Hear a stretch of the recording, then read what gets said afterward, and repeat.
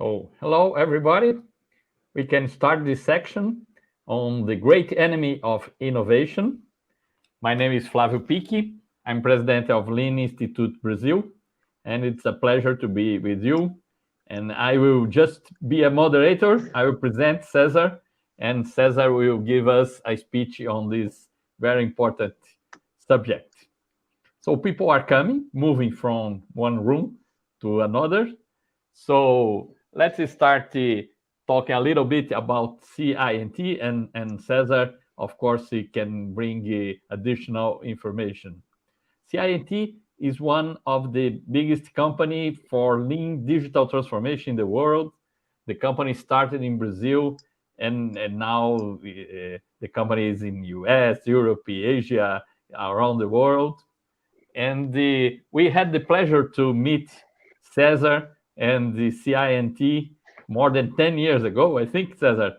And they were doing their Hoshin curry, and we worked with them. And since then, CINT was and is a pioneer in several approaches.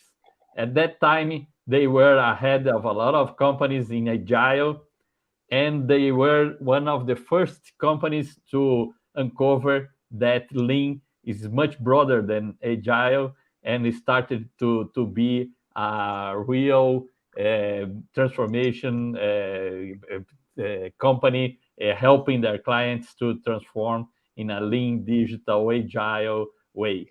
And the innovation is in the blood, in the DNA of CINT.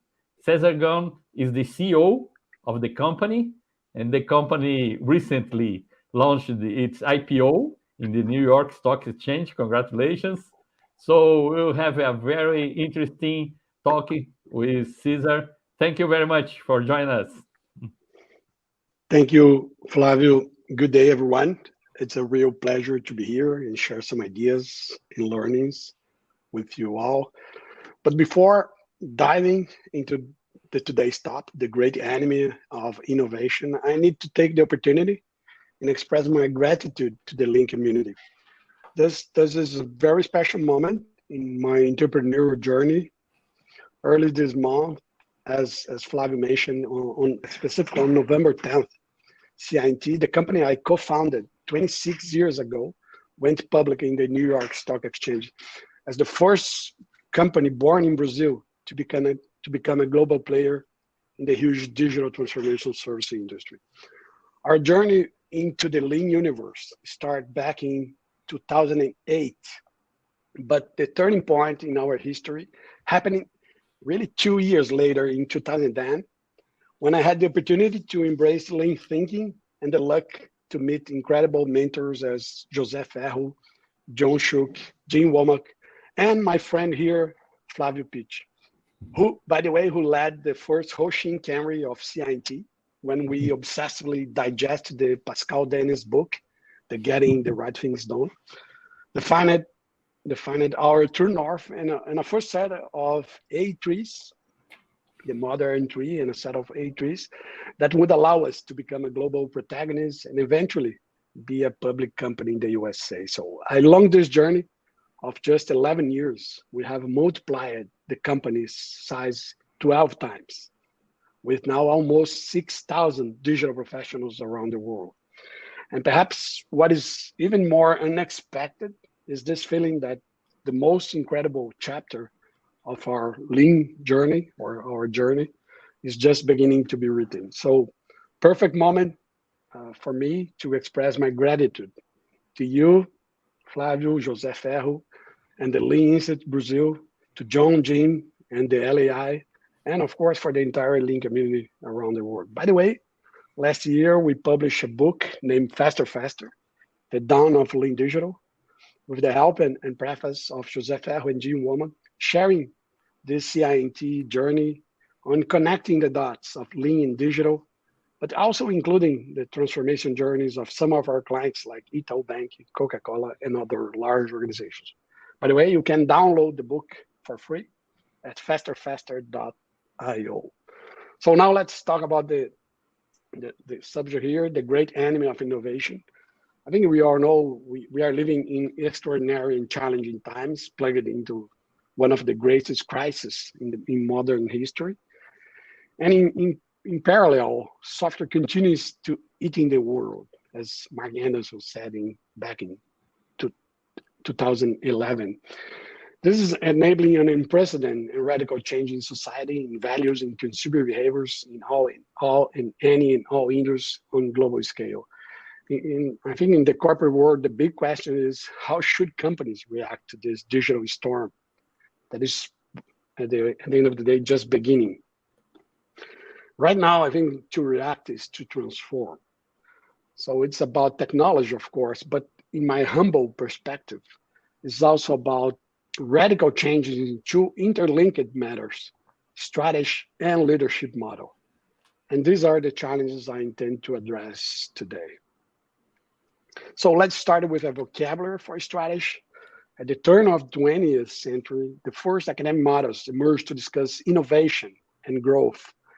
That was the moment where Christensen introduced the concept of disruptive innovation back in 1997. 3 years later, in 1999, a set of authors published The Alchemy of Growth, introducing the three horizon model. That was a simple way to explain the idea that companies need to execute existing business while at the same time creating new capabilities. So the model defined Horizon 1 as basically continuous improvement inside the company's core business, expecting short-term or same-year results. Horizon 2 as a focus on opportunities to expand business to new customers, markets, or targets in adjacence of the current business, expecting results in a timeline to 2 to 5 years. And finally, Horizon 2 is the creation of disruptive, viable options, expecting or praying for something would blossom in a span of 5 to 10 years.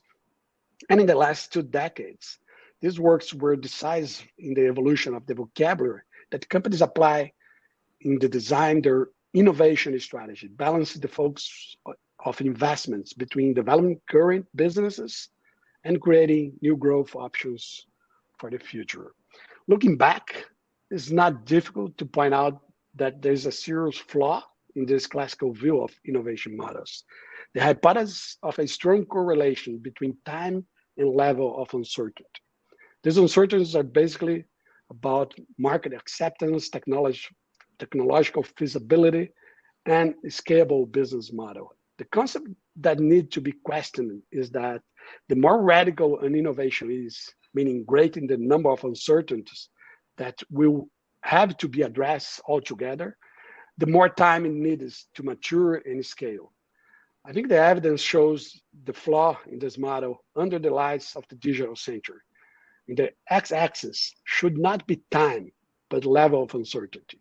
And the root cause is the advent of a huge set of technological and methodological possibilities for dealing with uncertainty, fueled by the drastic reduction in computing and data handling costs, the dominance of social media, and other profound changes in society's values and behaviors.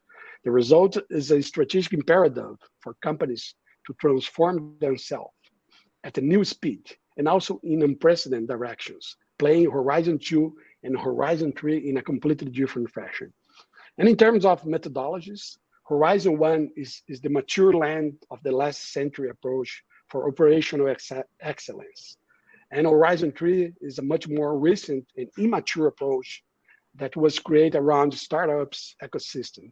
Finally, in my personal perspective, there is a painful gap of approaches for Horizon 2. If you try to use Horizon 1 approaches to Horizon 2, it will be like to fit the square peg in a round hole.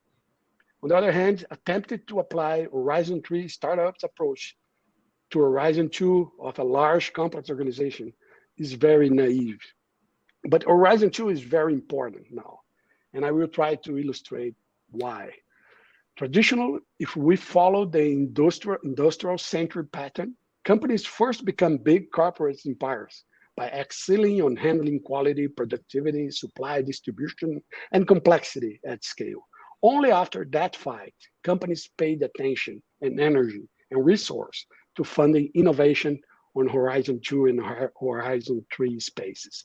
But an increasing number of digital natives are emerging in different industries, dethroning once unchallenged leaders. And not just digital gorillas like Apple, Google, Amazon, and Facebook, but new actors like Tesla, Uber, Airbnb, Netflix, and an endless list of iconic companies are radically accelerating today's digital Darwinism. It's easy to note that probably for the first time in history, these companies became dominant, focused almost exclusively on Horizon 2 strategies.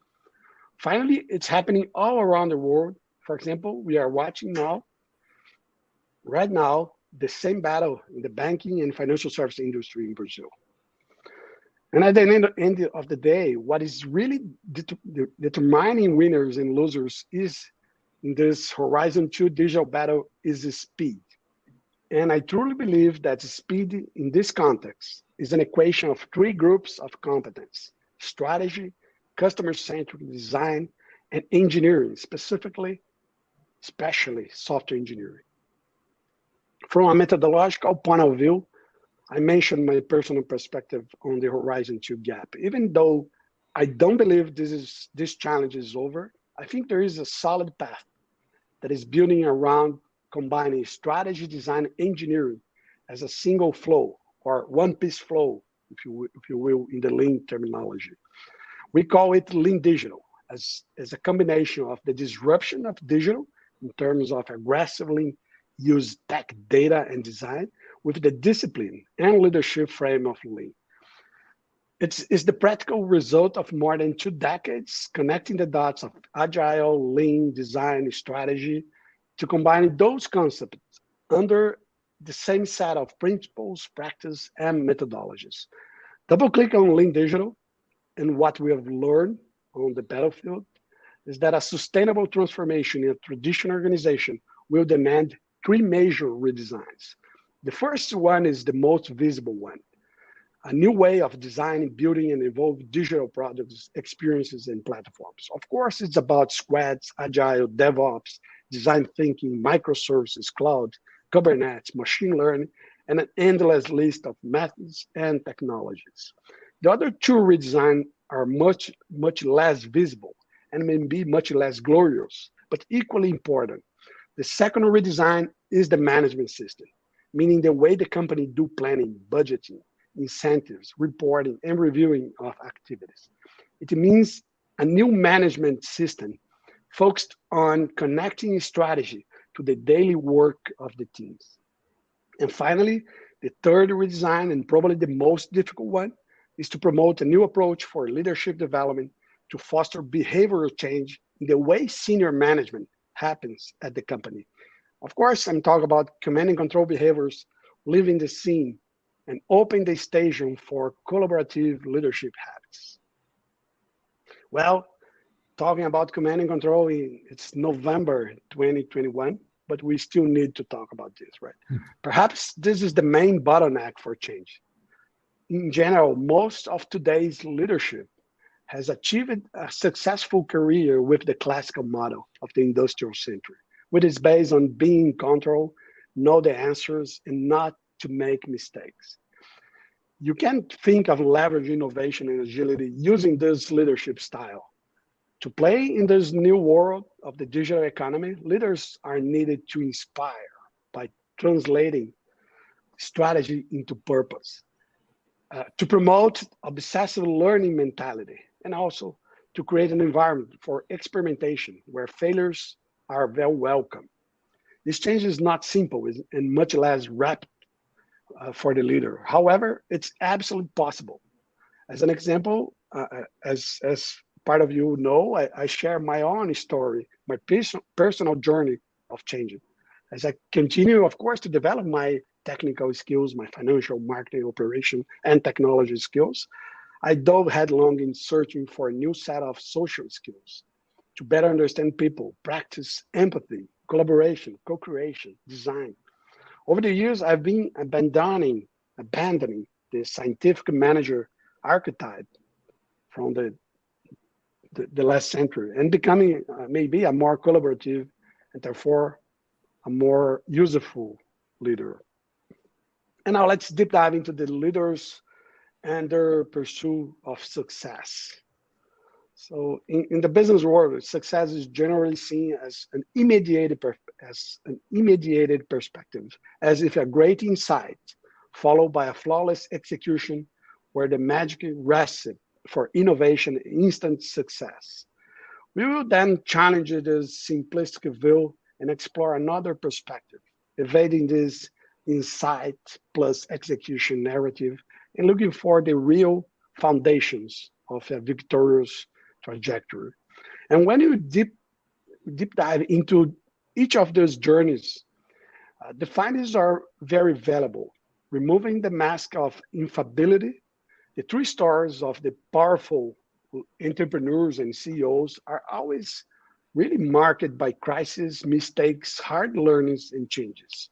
Furthermore, they are not individual stories, but collective constructions, which end up symbolized in the figure of a leader.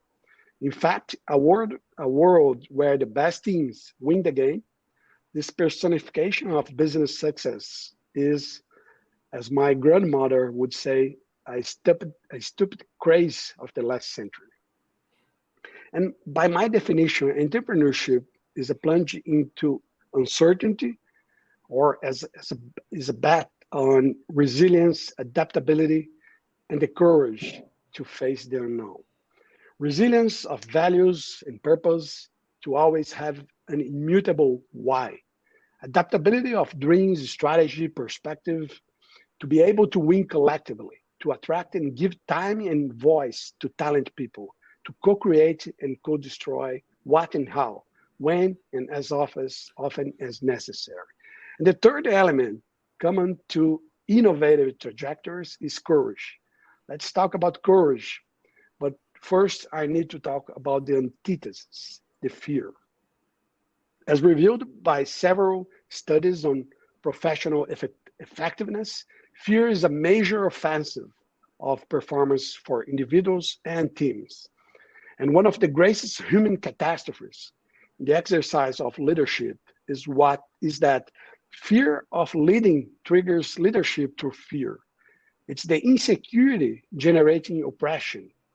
It's the fear of failure inhibiting sincere interaction between people, maintaining an illusion of control through punishment, make everyone afraid of also failing and losing their jobs. This promotes coward habits and alienated those who are creative, talent, entrapped. This environment is the unfertile soil for innovation, regardless of how talented the professionals may be. In all my professional trajectory, all the low performance teams that I run into had a fear-based leadership as a common thread. And what is encouraging, I also saw most of them become high performance teams, sometimes with the exactly same people when they were exposed to a leadership capable of creating a respectful and safe environment, an environment where people has a voice and knows they will be supported when they try and eventually fail. In 2015, the results of the celebrated Aristotle project, a study carried out by Google over 2 years with 108 teams, highlighted how decisive psychological safety is in the performance of a team. Basically, this research reinforced conclusions from previous studies with emphasis on the carry out by MIT professionals Edgar Schein, which we know, right, and Warren Bennis, on the need of psychological safety to deal with the anxieties generated by an environment of uncertainty from the perspective of organizational changes. Uncertainty is the cornerstone of this beginning of the third decade of the 21st century, make this theme radically relevant and contemporary. In this context, it's not difficult to conclude that without psychological safety, there will be no innovation at scale in an organization, and therefore there will be no success in the long run. And that brings us to the title of this talk and my argument that the great enemy of innovation is fear, or putting in a more positive perspective, courageous leadership is the innovation's best friend.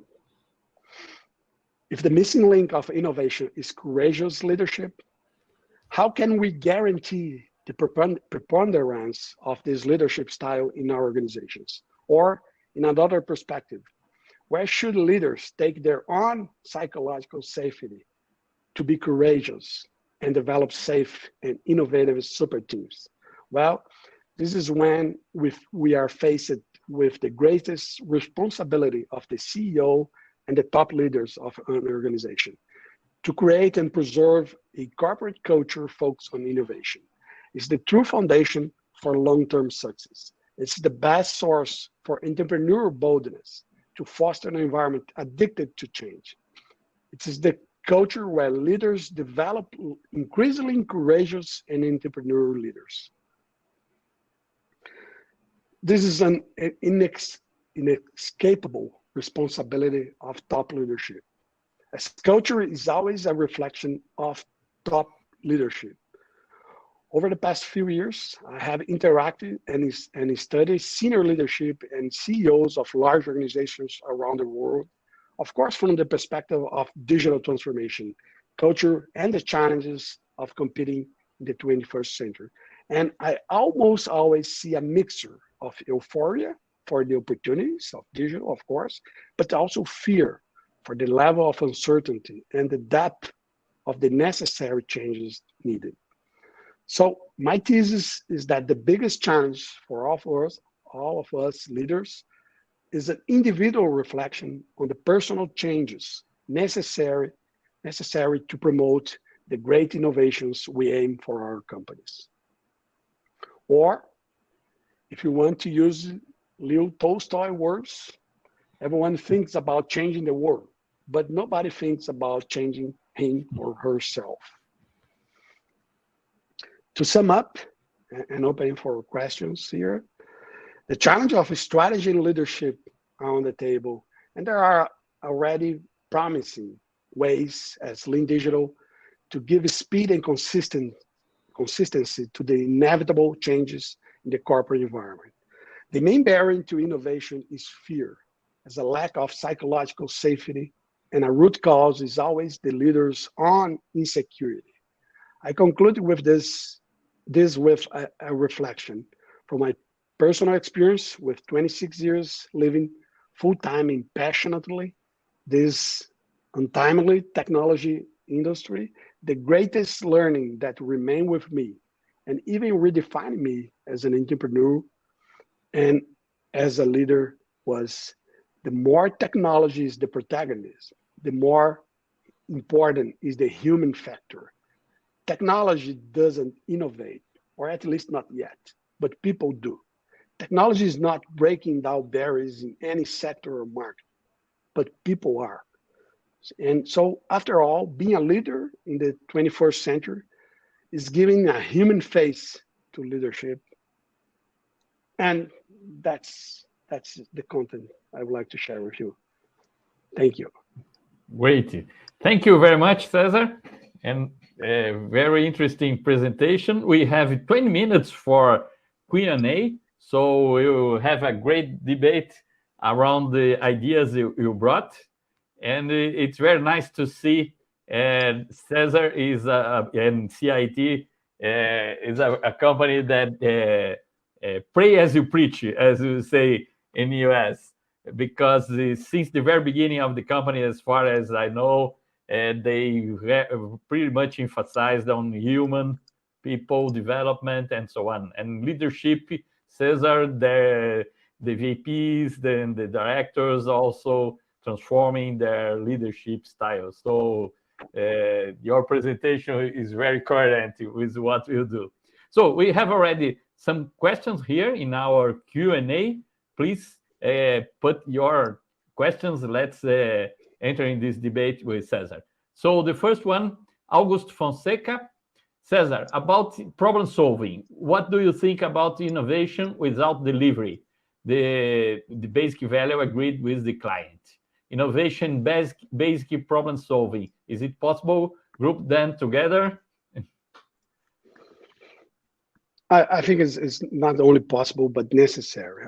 I don't believe on innovation as a spark of creative without client customers on the table. So I think that the magic happens when you combine the framework, the problem solve, the A3 think, the discipline with going to the battlefield, understanding the customer, testing hypotheses, and try and make mistakes and learn from that.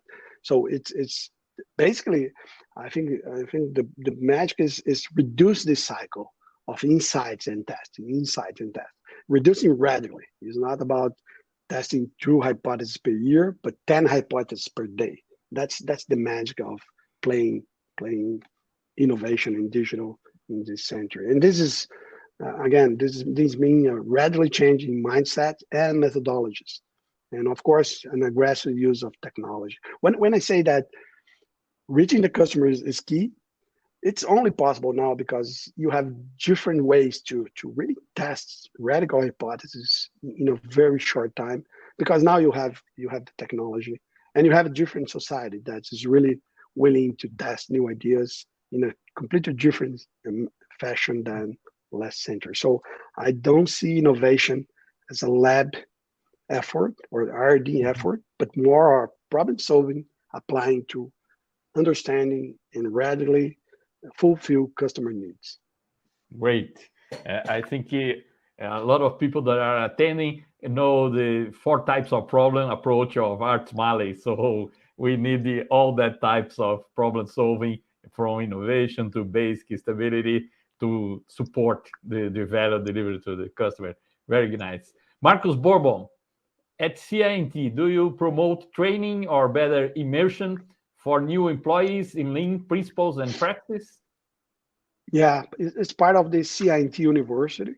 We have a standard management system. We have a philosophy of lean management around the company. This is something that connects all the companies. I think it's amazing because at the end of the day, when we are discussing business strategy, meaning how we are going to address Japan as a market, or when we are discussing some facility problems, so how we improve the coffee in the Campinas Development Center, we are using the same framework, right? We are using the A3 thinking. We are understanding. We are doing the left side of the problem and then design hypothesis or countermeasure. I think this is powerful. So you go for CI&T, you go for our legal. It's as lean as our business practice or our strategy practice. If you go for our procurement team, they are doing lean. And that's amazing because you can have 6,000 people using the same vocabulary for every problem we are addressing. That's amazingly powerful. So we do, yeah. If you start at CI&T, you will be you will have to learn the way we do management, and it's all about lean. Yes, we had CI&T presenting several events in Brazil, US, Europe, and always a session about people development. CI&T has a lot to bring. It's a great place to work. Company in the last 10 years, I think, in the first one in Brazil, and so 15 years now. 15 years. Flavio, let me add something. I think there's another motto I love is learning by doing, right? Of course, there's some books you need to read, some theories you need to be exposed to, but to really be a lean practice, you need to do it, right? So, and I think only 10% is kind of formal training, or is the majority of the training is really have the opportunity to put the books in practice in your daily job. So I think it's the way, right? You need to create an environment where people will exercise the concepts very early on, and of course we count on the culture and the peers, all this consistency. I think we create over these years. So it's lean is for sure. It's powerful when you really understand that it's about doing, not just studying. Great. And Gabriel Araújo brought a question about fear, a great enemy of innovation, as you said. So, is it easier to deal with fear and innovation in the company as the company is bigger? I mean, the bigger the company is, the more errors can it deal? What do you think? Yeah, I think it's the opposite, right? If I got the question right, I think as large and complex and more layers of hierarchical companies, it tends to become more slow, more conservative, especially the middle managers, right? You're gonna find very aggressive leaders, top leadership, but and then normally a very I would say excited front line, but the middle manager is always like trying to translate this aggressiveness, but sometimes lack of foundation of the leaders to the real daily job for the people that are creating the value. If we want to for the Gamba, if we want to use the lean vocabulary. So I think as company expand, it's a real challenge to keep the strategy connect to the daily work of the people, and that's the main reason for why big companies become boring, become places that people tend to not like in the sense of see the result of their jobs, the purpose of their job really generating positive results. So I think that's another subject. I think the last chapter of the Faster, I start talking about adhocracy as a way to really redesign hierarchical or non-hierarchical organization, how to create a company that can grow and keep nimble, agile, lean, if you will. I think this means stop organizing or companies around very complex structure, matricial structures, and find another ways to, or another organization models. And I'm a big fan of the adhocracy concept, and we are applying deeply this at CING. Okay. And Marcos Bordon has $1 million question here. In a traditional company, how to start this lean journey? Some tips? You have worked with a lot of large and traditional companies, helping them with lean digital transformation. Sure, I think it's a great debate at the lean community, but my perspective is you need the CEO. Of course, there's a lot of things you can do in your area, in your department, with your team. There's a lot of value in applying these principles. But if you think about corporate transformation, translate a traditional company from the last century to this century, you need the CEO on board. I think this is, if you are not the CEO, this is your job. Convince the CEO that there is a way, there's a path, a very safe path for this transformation around lean, around the lean issue, around all these concepts. But I think this is a very debatable. There's a lot of things that believe bottom-up transformation can really happen. I'm kind of skeptical about this. I think, of course, you can start a lot of things, a lot of initiatives, but you need not only the CEO, but the whole top leadership. Because of this culture, these guys will create the psychological safety for the kind of changes we need. And without that, it's so unsecure to do the radical changes that are needed that people will kind of play soft, and you're not going to really transform playing soft. You need radical changes. So I think this is one tip. You need the top leadership really passionate about this, and this is your job if you are not part of the top leadership. Well, I think somehow you already answered Alfred Solart's question about CEO should be the change agent. It's exactly what you said right now. And I will reinforce that. Of course, they love when they see the potential of the transformation. They love that, but that's not enough. If they don't change their self, if they don't really, it's a personal change, not only organizational change. And CEOs are hard to change, as you know, because of the past success, right?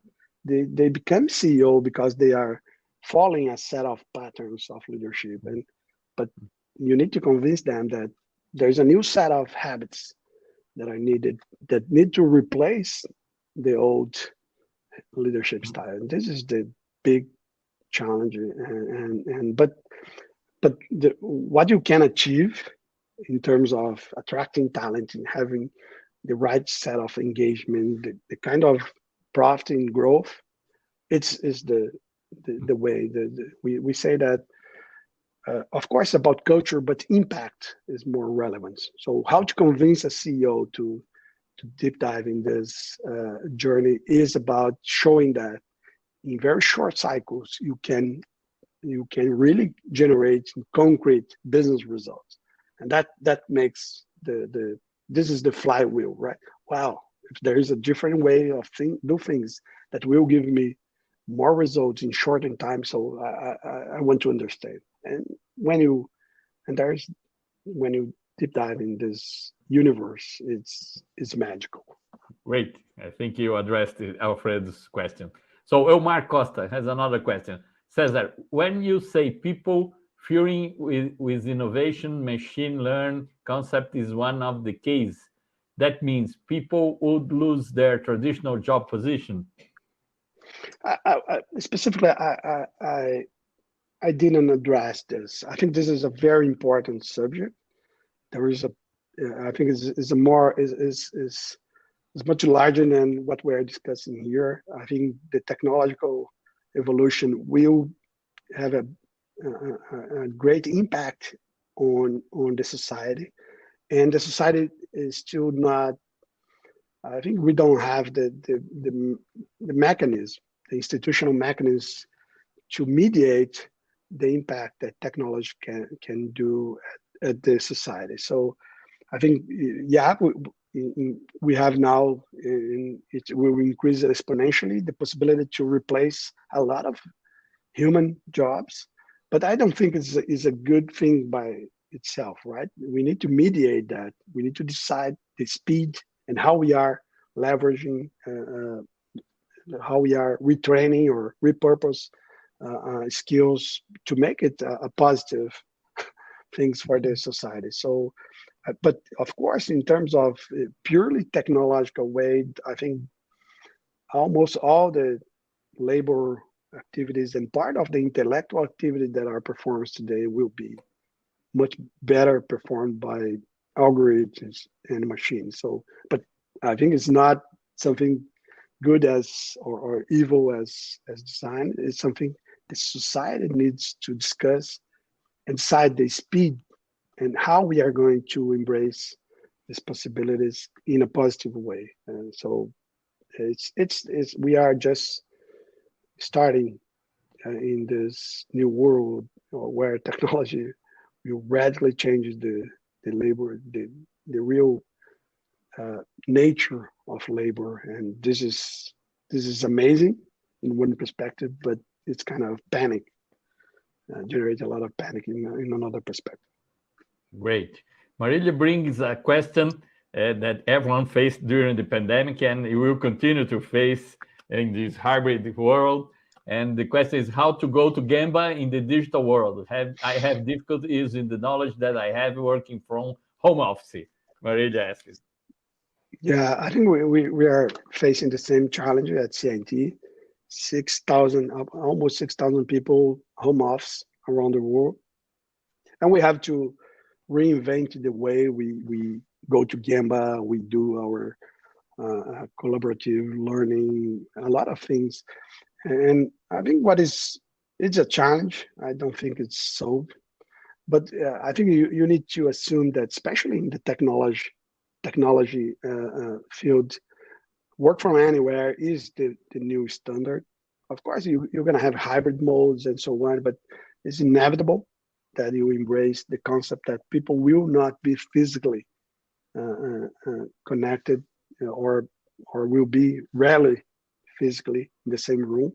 But in the other sense, I see a lot of tools happening. I see very powerful way disciplined way to foster collaboration, creative, using new software tools, and I think it's there's a lot of positive, even better ways to do a problem solve collaboratively using these tools. But I think my main I think the main challenge is the leadership, because I think there's a part of the leadership is not a you cannot do in the 2D in the Zoom screen, right? The body language it's I feel a lot of challenge on when we do a meeting with a lot of people, and at the end of the meeting, I'm not sure if people are embracing or if they are skeptical, and if you are in a physical room, you easily, after some years of leadership, you easily see who is embracing, who is kind of in doubt, and so on, and then you can call for a coffee and understand what's happening, so on. So you don't have this subtle way to lead when you are in the screen. And I think this is especially for old-fashioned leaders like me. It's I feel a lot of I feel lack of resource for exercise my leadership, because I'm just seeing people at 2D. Having said that, this is the future. We will have to adapt to learn how to lead in the virtual world, and of course, take advantage of the less frequent moments where we have the opportunity to meet people in person. That so you need to put a lot of value on these moments that in the corporate world will be special moments, not the classical daily moments. So I see challenges, and this is for everyone. Every single company is facing this, and there's a lot of debate, right? Companies trying to bring people back as fast as possible. Company saying that they will be full virtual and so on. Scientists kind of in the middle. We are going to have a very flexible model with a hybrid. If you want to be in the office, you can be. If you want to be virtual, you can be. And if you want something in between, you can do too. So we are betting on the we say power to the edge. People decide the way they want to work, and we are going to fix and streamline in this new way of doing things, especially in terms of culture and leadership. Great. So probably we have our last question from Karina. Cesar, how is the structure of people development internally in the company? The learning by doing is supported by coaching. How do you ensure everyone who needs is in the same level of knowledge and so on? Yeah, I think first is you need to, of course, create an environment where people feel safe to be in the room, the virtual room or the physical room, without all the knowledge of the peers and so on.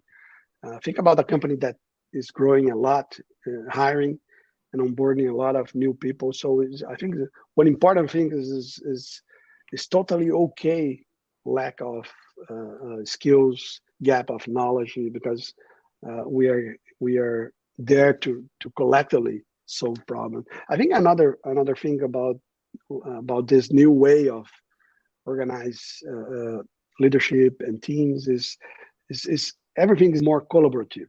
There is less individual jobs that make easy for people to see people with more experience, with more background, applying this on the job, and then starting to improve their own skills and capabilities.